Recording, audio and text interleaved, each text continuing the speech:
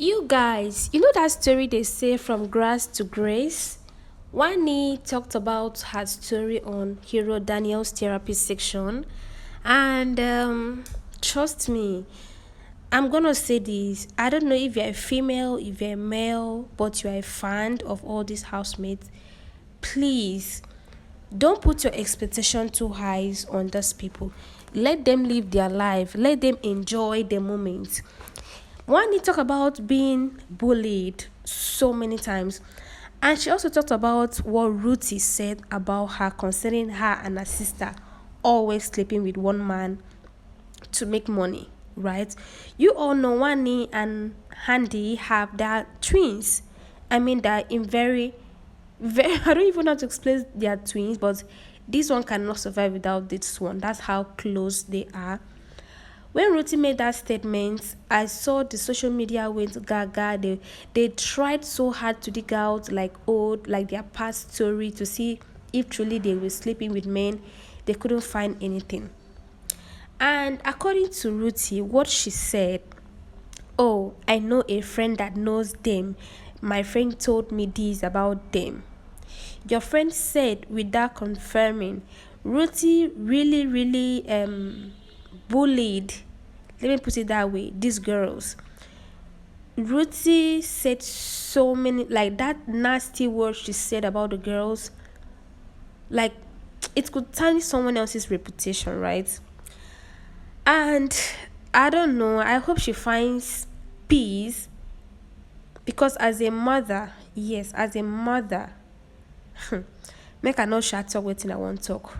I do not care, right? At the end of the day, I don't really care, but trust me, Ruthie played these girls dirty. She did play them dirty. And aside from one ex handy, you could listen to Kellyrea's story. These are also from grass to grace kind of story.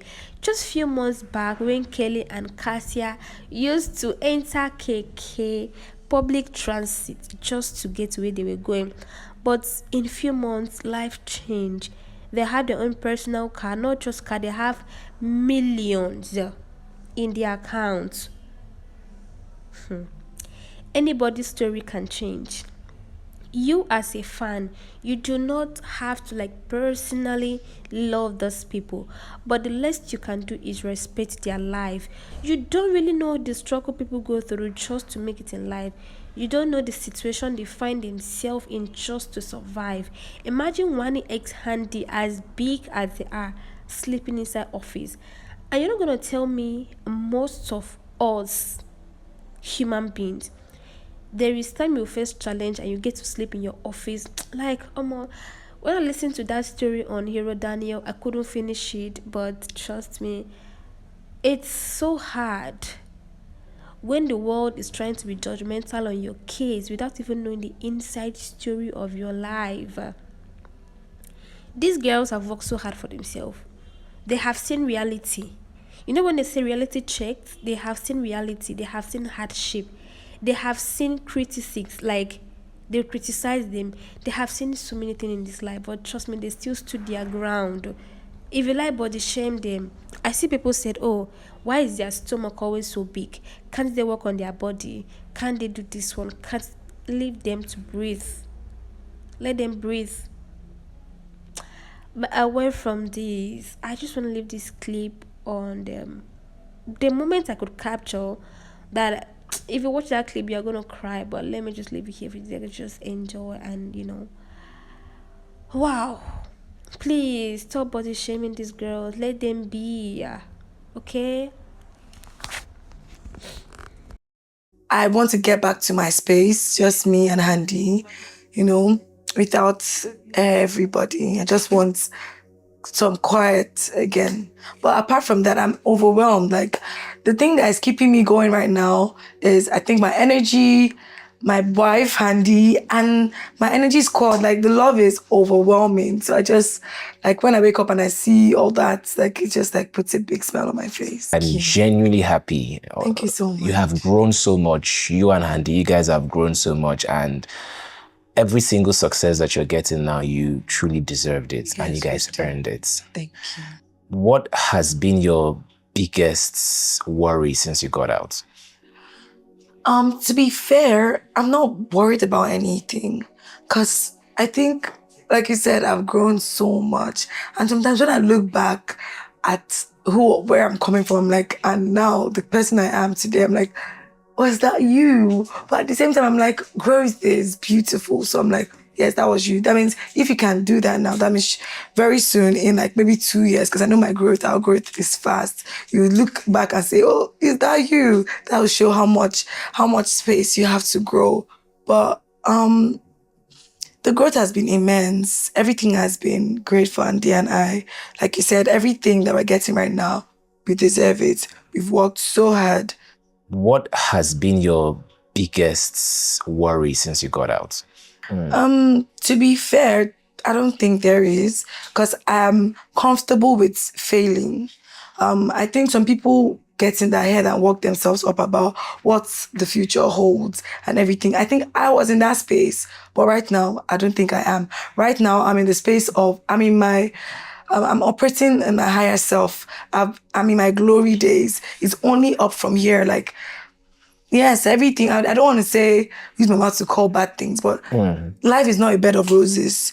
You win some, you lose some, and I'm open and ready for that. I'm just ready to grow, make more money, make genuine friendship, add more value to myself and my brand and Wanni X Handy, and just move on. To be fair, like, I think a very strong part of my growth was realizing and harnessing my positivity, because I've always been positive, but those worries and you coming up and growing and just being quite insecure, not knowing what the future holds, especially when your path wasn't defined yet. But I think as soon as we found DJing, that's when the growth became rapid.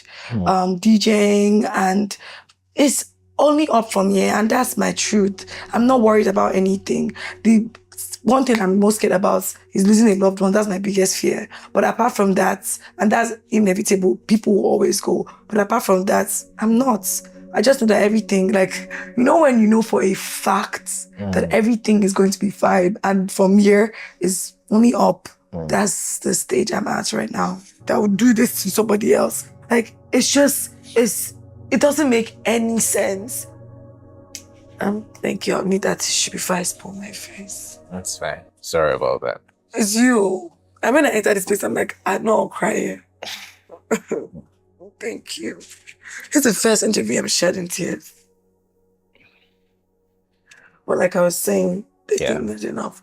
Like, I don't care, like, because people have said worse things about us. But when I think about what I've gone through, I'm like, and you want to stand here to defame me? Come on, up. Who are you?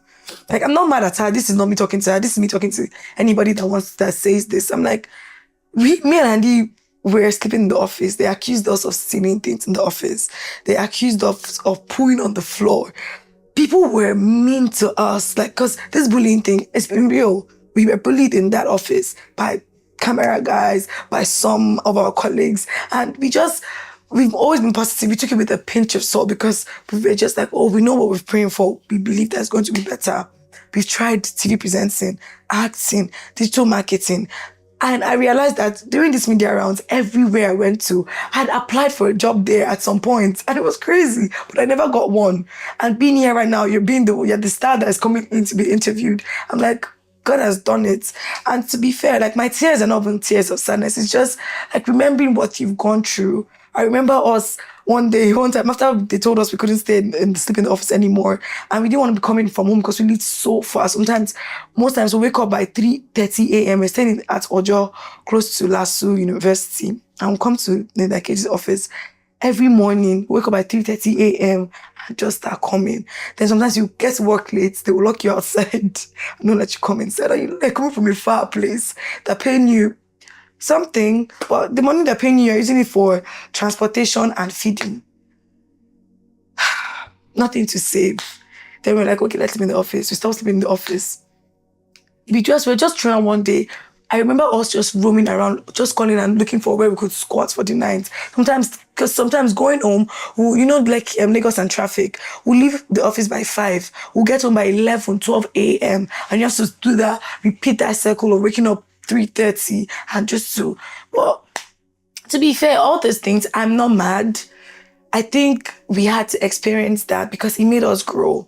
Like, Yeah. I learned a lot of lessons. I will not say, oh, I wish I didn't go through this. It was hurtful, some things I had to go through, but I would not have it any other way. I think all those experiences made us who we are, or who the women we are becoming. Yeah. Strong, resilient, humble, because we know that this life is not a bed of roses. We've tasted down times, up times, and that's why I always wish the best for everybody, because suffering, there's no joy in suffering. Anybody, both, I wanted to say both my enemies, but no, not really. But I wish the best for everybody, because success is beautiful, growth is beautiful.